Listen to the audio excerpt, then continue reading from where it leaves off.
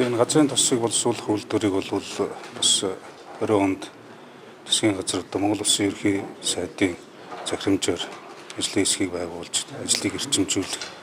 За тэр хүрээндээ бол бас энэ газрын тосны үйлдвэртэй холбоотой сонгон шалгаруулалт ялангуяа гүйцэтгэгч компаниг сонгон шалгаруулах, ажлын гүйцэтгийг хангах, түүхийн эдийн нөөцийг бүрдүүлэх, хайгуул олборлолтын ажлыг эрчимжүүлэх, за мөн одоо гүйцэтгэлтэй холбоотой тоног төхөөрөмж уран материалыг татчих авах гэдэг олон асуудлууд байгаа. Төлөвлөгөө ясар бол 24 оноос өмнө энэ газрын тосны үйлдвэрийг ашиглалтанд оруулах ёстой. Үйлдвэр ашиглалтанд орсноор 1.5 сая тонн газрын тосны бүтээгдэхүүнийг жилдээ үйлдвэрлэх.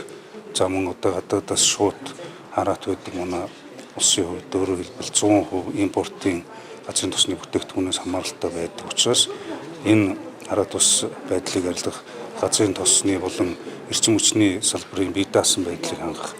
За нөгөө талдаа одоо эдийн засгийн өндөр өгөөжтэй стратегийн ач холбогдолтой энэ төсөл хөтөлбөрийг цаг хугацаанд нь хэрэгжүүлэх, хууль эрх зүйн орчныг бүрдүүлж эхэлсэн.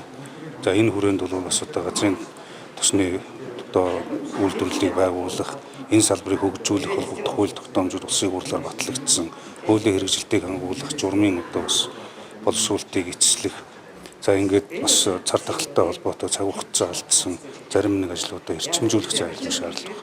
Тийм учраас өнөөдрийн ажлын хэсгээр одоо зарим одоо ажлыг эрчимжүүлэх, ялангуяа ерөөсөө одоо бидний энэ ажлын хэсгийн зорилго бол цаг хугацаанд нь буюу 24 оноос өмнө энэ газрын тосны үйлдвэрийг ашиглалтанд оруулах. Ийм одоо томоохон зорилго байх.